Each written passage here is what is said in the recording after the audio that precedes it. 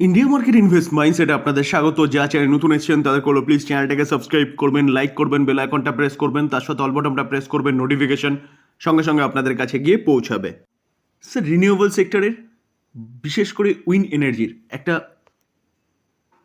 ভালো company INOX wind, যে কোম্পানিটা আজকের দিনে দেখলে দেখা যাবে দেখুন 5% মতন একটা ভালো আপসাইড মুভমেন্ট দেখিয়েছে। যেখানে এই কোম্পানিটা লাস্ট 6 মাসে দেখলে দেখা যাবে দেখুন 7%, 7.5% একটা নেগেটিভ রিটার্ন দিয়েছে। হাই থেকে দেখলে দেখা যাবে কোম্পানিটা অনেকটা কারেকশন হয়েছে, প্রায় 30%, 31% মতন কারেকশন হয়েছে। তো কারেকশন হওয়ার পিছনে কারণ বলার কিছু নেই, লাস্ট 4 মাস ধরে কিন্তু নিফটি 12-13% কারেকশন হয়েছিল, তার জন্য এই কোম্পানিটাও কারেকশন হয়েছে। তো ভালো কোম্পানি সবসময় কাম ব্যাক করে, সেটা আমি আপনাদের অনেকবার বলেছি যে যখন মার্কেট পড়ছে ভালো ভালো কোম্পানিগুলো চুজ করুন, বাই করার চেষ্টা করুন। তো এই কোম্পানিটা দেখলে দেখা যাবে দেখুন আজকের দিনে 5% মতন আপসাইড মুভমেন্ট দেখিয়েছে। লাস্ট 5 দিনে দেখলে দেখা যাবে কোম্পানিটা প্রায় 25% মতন ভালো আপসাইড মুভমেন্ট দেখিয়েছে। দেখানোর পিছনে কারণ কিছু না, ভালো কোম্পানি নিচে এসছে অসময়ে, তাই যখন সময় মোটামুটি একটু ঠিকঠাক দেখা যাচ্ছে কোম্পানি আবারও কামব্যাক করেছে। তো আজকের দিনে কোম্পানিটা রেজাল্ট ডিক্লেয়ার করেছিল, তো চলুন দেখে নিই রেজাল্ট কী করেছে। আমরা কোম্পানির কনসোলিডেটেড নাম্বার দেখব। রুপিস কী আছে, রুপিস ইন ল্যাকে রয়েছে। ওকে, সিকোয়েন্স দেখে নেবো। সিকোয়েন্স কী বলছে যে 12-23 এক বছর আগে, 9-24 আগের কোয়ার্টারে, 12-24 এই কোয়ার্টারে। আমরা যদি কোম্পানির ইনকাম দেখি তাহলে টোটাল ইনকাম দেখলে দেখা যাবে যে কোম্পানি এক বছর আগে কী করেছে, 50,688 আগের কোয়ার্টারে, 74,174 এই কোয়ার্টারে, 99,360। তো কোম্পানির যে ইনকাম কিন্তু প্রায় ডবল হয়ে গেছে ইয়ারলি, কোয়ার্টারলিও ব্যাপক জাম্প করেছে। তো ইনকাম তো ভালো করেছে। তো চলুন এবার আমরা খরচা দেখি। তো টোটাল এক্সপেন্সেস দেখলে দেখা যাবে দেখুন কোম্পানি এক বছর আগে কী করেছে, 50,145 খরচা করেছে। আগের কোয়ার্টারে 64,793, এই কোয়ার্টারে 78,729। তো খরচাও কিন্তু ইয়ারলি কোয়ার্টারলি যথেষ্ট বেড়েছে। তো ইনকাম মাইনাস এক্সপেন্সেস করলে পরে অপারেটিং প্রফিট পাওয়া যায়। তো অপারেটিং প্রফিট যদি দেখা যায় দেখলে দেখা যাবে দেখুন এক বছর আগে 543, আগের কোয়ার্টারে 9,381, এই কোয়ার্টারে 20,631। তো কোথায় 500 সেটা 20,000 হয়েছে, আর 900টা ডবল হয়ে গেছে। তো ইয়ারলি কোয়ার্টারলি কোম্পানি কিন্তু যথেষ্ট ভালো পারফরমেন্স দেখিয়েছে। আমরা যদি কোম্পানির প্রফিট দেখি, যেটা ট্যাক্স ও অ্যাডজাস্টমেন্টের পরে পাওয়া যায়, সেটা দেখলে দেখা যাবে কোম্পানি এক বছর আগে 181, আগের কোয়ার্টারে 9,020, এই কোয়ার্টারে 11,164। তো কোম্পানির প্রফিট ইয়ারলি তো ব্যাপক জাম্প করেছে, কোয়ার্টারলি দেখলে দেখা যাবে জাম্প করেছে, অনেকটাই ভালো জাম্প করেছে। কিন্তু অপারেটিং প্রফিট আমরা যা দেখছিলাম যে 9,000টা কোথায় হয়েছে, যে 9,381টা 20,600 হয়েছিল, ডবল হয়ে গেছিলো, সেরকম অনুযায়ী দেখায়নি। কিন্তু কেন দেখায়নি, কারণ এখানে একটা অ্যাডজাস্টমেন্ট হয়েছে। দেখুন দেখলে দেখা যাবে ডিফার্ড ট্যাক্স কী আছে, 8,11 লাখ, সেটা হচ্ছে মাইনাস হয়েছে, যেটা এক বছর আগে 3,059, আগের কোয়ার্টারে 140। তো এই মাইনাসটা হয়েছে বলেই তার জন্য প্রফিটটা অনেকটাই কমে গেছে। তবুও কোয়ার্টারলি কিন্তু যথেষ্ট ভালো পারফরমেন্স দেখিয়েছে কোম্পানি। স্যার, আমার ভাষায় বলা হবে যে কোম্পানি ফাটাফাটি রেজাল্ট করেছে।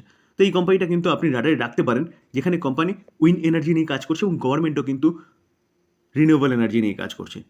তো সেই জায়গায় দাঁড়িয়ে স্যার এই কোম্পানি ভবিষ্যতে আরও ভালো মুভমেন্ট দেখাতে পারে, যেখানে কোম্পানিটা কিন্তু তার হাই থেকে অনেকটা নিচে চলছে। 262 হাই মেরেছিল, সেখান থেকে কোম্পানিটা এখন 169 চলছে। নিচে আসার পিছনে কারণ কিন্তু কোম্পানিটার টোটাল বলতে পারেন মার্কেটের প্রেশার, যেখানে কোম্পানিটার ইন্ডিভিজুয়ালি কোনো কারণ নেই। যেখানে আমরা কোম্পানিটার নেট প্রফিট দেখলে দেখা যাবে কোম্পানিটা আগে কী ছিল, লস মেকিং কোম্পানি ছিল 2020-তে -307, তারপরে মাইনাস অর্থাৎ নেগেটিভ ছিল, লসে ছিল, কত লসে 483, 712। তারপরে দেখুন কোম্পানি কিন্তু আস্তে আস্তে লসটাকে ন্যারো করেছে, কত -53। তারপরে কোম্পানি প্রফিটের স্বাদ পেয়েছে এবং কোম্পানি কিন্তু এখন প্রফিট কন্টিনিউয়াসলি বাড়াচ্ছে। কেন, কারণ এই কোম্পানিটা যে সেগমেন্টে কাজ করে সেই সেগমেন্টের আগে গভর্নমেন্টের তেমন কোনো চিন্তাভাবনা ছিল না, যার জন্য এই কোম্পানিটা তেমন কোনো বিজনেসও পেত না। এখন গভর্নমেন্ট উঠে পড়ে লেগেছে লাস্ট 3 থেকে 3.5 বছর রিনিউয়েবল সেক্টর নিয়ে। তো এই কোম্পানিটা উইন্ড এনার্জি নিয়ে কাজ করছে, যার জন্য কিন্তু এই কোম্পানিটা যথেষ্ট ভালো কাজ করছে। তবে স্যার ডিসক্লেমার দিয়ে রাখি, কোনো বাই রেকমেন্ডেশন নয়। ভালো কোম্পানি ভালো রেজাল্ট করেছে, ভালো করতে পারে, সম্ভাবনার কথা নিয়ে আলোচনা করলাম, টোটালটাই লার্নিং পারপাস। বাই করবেন, নিজে ফার্দার অ্যানালাইসিস করবেন, বা আপনি আপনার ফাইন্যান্সিয়াল অ্যাডভাইজারের সাথে কথা বলে নিয়ে তারপর বাই করবেন। Sir, IRB infrastructure development limited, এই কোম্পানিটাকেও দেখলে দেখা যাবে দেখুন আজকের দিনে এই কোম্পানিটা 7.5%-এর কাছাকাছি একটা ভালো আপসাইড মুভমেন্ট দেখেছে। লাস্ট 5 দিনে দেখলে দেখা যাবে কোম্পানিটা 13% মুভমেন্ট দেখিয়েছে, কিন্তু লো থেকে যদি দেখি লাস্ট 3 দিনে দেখলে দেখা যাবে কোম্পানিটা অ্যাপ্রক্সিমেট 19% মতন মুভমেন্ট দেখিয়েছে।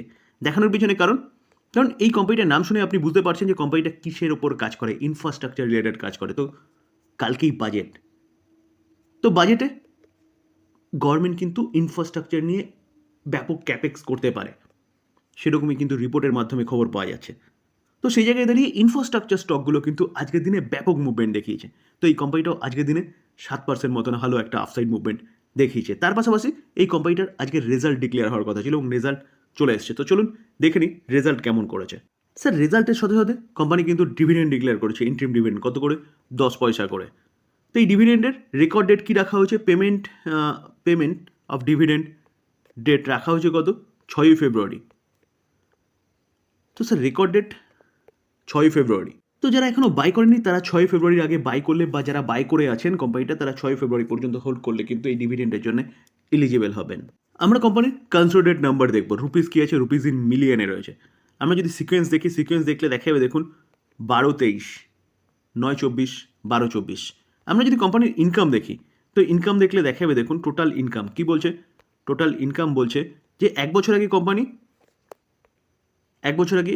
20,772, আগের কোয়ার্টারে 17,516, এই কোয়ার্টারে 20,903। তো ইয়ারলি সামান্য জাম্প করেছে, কোয়ার্টারলি কিন্তু অনেকটাই জাম্প করেছে কোম্পানির ইনকাম।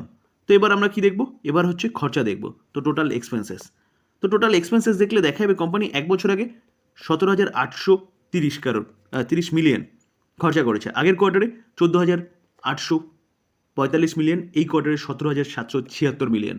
তো কোম্পানির খরচা কিন্তু ইয়ারলি কিছুটা কম করেছে, এটা একটা ভালো জিনিস, যেখানে কোম্পানির প্রফিটটা ভালো হবে, কোয়ার্টারলি বেড়েছে। তো এবার ইনকাম মাইনাস এক্সপেন্সেস করলে পরে অপারেটিং প্রফিট পাওয়া যায়। তো অপারেটিং প্রফিট যদি দেখলে দেখা যাবে কোম্পানি 2942 এক বছর আগে, 2671 আগের কোয়ার্টারে, 3226 এই কোয়ার্টারে। তো খরচাটাকে কন্ট্রোল করেছে বলে কিন্তু কোম্পানির প্রফিটটা 2942 থেকে 3200 এসছে ইয়ারলি। কোয়ার্টারলি কিন্তু কোম্পানি যথেষ্ট ভালো পারফরমেন্স দেখিয়েছে। এবার হচ্ছে প্রফিট, যেখানে নেট প্রফিট আফটার ট্যাক্স দেখলে দেখা যাবে কোম্পানি এক বছর আগে কী করেছিল, 1874, আগের কোয়ার্টারে 998, এই কোয়ার্টারে দেখলে দেখা যাবে 60,261। তো হঠাৎ করে এই ফিগারটা কী করে আসলো, যেখানে আমরা দেখেছিলাম যে ইনকাম মাইনাস এক্সপেন্সেস, যেখানে অপারেটিং প্রফিট 3,226, তো সেখান থেকে হঠাৎ করে কী করে 60,261 হলো। স্যার এখানে একটা অ্যাডজাস্টমেন্ট হয়েছে, কী অ্যাডজাস্টমেন্ট দেখুন, কত টাকার অ্যাডজাস্টমেন্ট দেখলে দেখা যাবে 58,041 টাকার অ্যাডজাস্টমেন্ট। তো সেইটা কিসের অ্যাডজাস্টমেন্ট, এটা দেখলে দেখা যাবে এক্সেপশনাল আইটেম, যেখানে কোম্পানিটা গেন করেছিল সেখান থেকে এটা কিন্তু যুক্ত হয়েছে, যার জন্য কোম্পানির প্রফিট এতটা প্রেজেন্ট করেছে, কত 60,261 মিলিয়ন।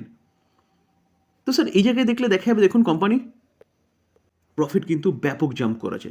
তো আমরা যদি 60,261 মিলিয়ন থেকে যদি 58টা বাদ দিয়ে দিই না, 58,041, তাও কিন্তু 2,240 মতন কোম্পানি প্রফিট করেছে। যদি অ্যাডজাস্টমেন্টটা বাদ দিয়ে দিই, তাও দেখলে দেখা যাবে ইয়ারলি এবং কোয়ার্টারলি কোম্পানি কিন্তু যথেষ্ট ভালো পারফরমেন্স দেখিয়েছে।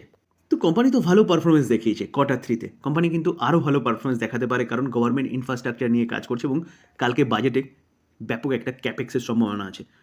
তো স্যার কালকে বাজেটটা শুনুন, বাজেটে কি বলছে আমাদের ফাইন্যান্স মিনিস্ট্রি সেটা শুনুন, শোনার পরে তারপরে চিন্তাভাবনা করবেন, কারণ এই কোম্পানিটা কিন্তু তার হাই থেকে অনেকটা নিচে চলছে।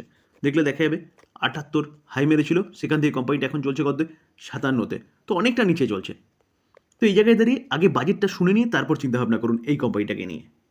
বিধানদা, এই কোম্পানিটা ডিভিডেন্ডের বাদশা। আমি যখন এই কোম্পানি নিয়ে আলোচনা করি না, এই কোম্পানিটাকে ডিভিডেন্ডের বাদশাই বলি, কারণ দেখুন 10% করে ডিভিডেন্ড দেয় কোম্পানিটা। ভাবতে পারছেন, যেখানে 10% করে ডিভিডেন্ড দেয় সেটাই অনেক। তার পাশাপাশি আমরা যদি রিটার্ন দেখলে দেখা যায় দেখুন 5 বছরে কোম্পানিটা কীরকম রিটার্ন দিয়েছে, 228%। তো আমরা ফার্স্টে যে চার্টটা খুলেছিলাম সেটা কিন্তু বিএসসির চার্ট ছিল, তো বিএসসির চার্টে অ্যাডজাস্টমেন্ট হয়নি, যার জন্য আমরা এনএসসির চার্ট খুলেছি এবং এনএসসির চার্টে দেখতে পাচ্ছি 228% ক্যাপিটাল গেইন করে দিয়েছে। তার সাথে সাথে কোম্পানিটা 10%-এর উপরে একটা ডিভিডেন্ড পে করে। তো আর কি দরকার, যেখানে এই কোম্পানিটাও কিন্তু রেজাল্ট ডিক্লেয়ার করেছে। তো চলুন দেখে নিই রেজাল্ট কী করেছে। আমরা কোম্পানির কনসোলিডেটেড নাম্বার দেখব, রুপিস কী আছে, রুপিস ইন কারোরে রয়েছে। সিকোয়েন্স দেখে নেবো, সিকোয়েন্স কী বলছে দেখুন, সিকোয়েন্স বলছে 12-23 এক বছর আগে, 9-24 আগের কোয়ার্টারে, 12-24 এই কোয়ার্টারে। আমরা যদি কোম্পানির ইনকাম দেখি, দেখলে দেখা যাবে দেখুন 36,320, 38,934 আগের কোয়ার্টারে, 39,795 এই কোয়ার্টারে। তো 36,300টা 39,700 হয়েছে, ইয়ারলি জাম্প করেছে। 38,900টা কিন্তু 39,700 হয়েছে। তো কোয়ার্টারলিও কিন্তু কোম্পানির যে ইনকাম সেটা জাম্প করেছে। তো এবার আমরা কি দেখব? এবার হচ্ছে এক্সপেন্সেস। তো টোটাল এক্সপেন্সেস দেখলে দেখা যাবে কোম্পানি এক বছর আগে কী করেছে। এক বছর আগে 32,215, আগের কোয়ার্টারে 33,169, এই কোয়ার্টারে 33,134। তো কোম্পানির খরচাটা ইয়ারলি বাড়লেও কোয়ার্টারলি কিন্তু অনেকটাই কন্ট্রোল করেছে। তো ইনকাম মাইনাস এক্সপেন্সেস করলে পরে অপারেটিং প্রফিট পাওয়া যায়। তো অপারেটিং প্রফিট যদি দেখলে দেখা যাবে দেখুন এক বছর আগে 4,105 কারোর কোম্পানি প্রফিট করেছে, আগের কোয়ার্টারে 5,765 কারোর, এই কোয়ার্টারে 6,661 কারোর। তো 4,100টা 6,600 হয়েছে এবং 5,700টা 6,600 হয়েছে। তো দেখলে দেখা যাবে কোম্পানি কিন্তু ইয়ারলি এবং কোয়ার্টারলি যথেষ্ট ভালো প্রফিট প্রেজেন্ট করেছে। কিসের? Operating profit. এবার হচ্ছে মেন প্রফিট। তো মেন প্রফিট যদি দেখলে দেখা যাবে প্রফিট আফটার ট্যাক্স, যেখানে ট্যাক্স ও অ্যাডজাস্টমেন্টের পরে প্রফিট। তো দেখলে দেখা যাবে কোম্পানি এক বছর আগে কী করেছে। এক বছর আগে 2868, আগের কোয়ার্টারে 5,603, এই কোয়ার্টারে 4,876। তো এই কোম্পানিটাতে কিন্তু ব্যাপক অ্যাডজাস্টমেন্ট থাকে। তো যার জন্যে 2800টা 48 হয়েছে, ইয়ারলি যথেষ্ট ভালো পারফরমেন্স দেখিয়েছে এবং কোয়ার্টারলি কিন্তু সামান্য গিরাবাট হয়েছে। যেখানে আগের কোয়ার্টারে কোম্পানি হঠাৎ করে কী করে প্রফিট এত বাড়ানোর পিছনে যদি কারণ দেখেন, তাহলে কারণ হচ্ছে এখানেও এক্সেপশনাল আইটেম, যেটা একটা গেন করেছে কোম্পানি, যেটা আগের কোয়ার্টারে 1,868 অ্যাড হয়েছে। তো 1,868 অ্যাড হয়েছে অপারেটিং প্রফিটের সাথে। অপারেটিং প্রফিট কত ছিল? 5,765। তার সাথে কিন্তু এই 1,868টা যোগ হয়েছে বলে কোম্পানি প্রফিটটা এতটা দেখাচ্ছে। তো এই কোয়ার্টারে দেখলে দেখা যাবে কোম্পানি কিন্তু যথেষ্ট ভালো পারফরমেন্স দেখিয়েছে। মার্কেট ক্লোজ হয়ে যাওয়ার পরে কোম্পানির রেজাল্ট এসছে, তো এর ইম্প্যাক্ট কিন্তু আমরা আগামীকাল দেখতে পারবো। তো এই কোম্পানিটাও কিন্তু আপনি রাডারে রাখতে পারেন, যেখানে এই কোম্পানিটা ডিমার্জ প্রায় হওয়ার দোরগোড়ায় এসে দাঁড়িয়েছে। আলাদা আলাদা 5টা কোম্পানি এই কোম্পানিটা ভাগ হয়ে কিন্তু হতে চলেছে, যেখানে এই কোম্পানিটার এনার্জির বিজনেস বলুন, মাইনিংয়ের বিজনেস বলুন, তো এইভাবে 5টা কোম্পানি আলাদা হতে চলেছে। তো এই কোম্পানিটা কিন্তু আপনি রাডারে রাখতে পারেন ইনভেস্টমেন্টের জন্য। তবে একটা ডিসক্লেমার দিয়ে রাখি, যে এই কোম্পানিটার শেয়ার হোল্ডিং প্যাটার্ন দেখলে দেখা যাবে যে প্রোমোটার যতটা স্টেক হোল্ড করছে তার 99.99% স্টেক কিন্তু কী আছে? প্লেজিং আছে। প্লেজিং মানে গিরভি রাখা আছে। তো এটা কিন্তু মাথায় রাখবেন স্যার, কারণ এই ডিসক্লেমারটা আমি সবসময় দিয়ে রাখি, তারপরে চিন্তাভাবনা করবেন। আলোচনা এই পর্যন্তই। তবে ডিসক্লেমার আবারও দিয়ে রাখি, যে কোনো বাই রেকমেন্ডেশন নয়। কোম্পানিগুলো ভালো কোম্পানি, রেজাল্ট আউট হয়েছে, আলোচনা করছি লার্নিং পারপাস। বাই করবেন, নিজে ফার্দার অ্যানালাইসিস করবেন, তারপরে বাই করবেন, বা আপনি আপনার ফাইন্যান্সিয়াল অ্যাডভাইজারের সাথে কথা বলে নিয়ে তারপরে বাই করবেন। এই ভিডিওটাকে বাই রেকমেন্ডেশন হিসেবে নেবেন না। থ্যাংক ইউ, ভালো থাকবেন।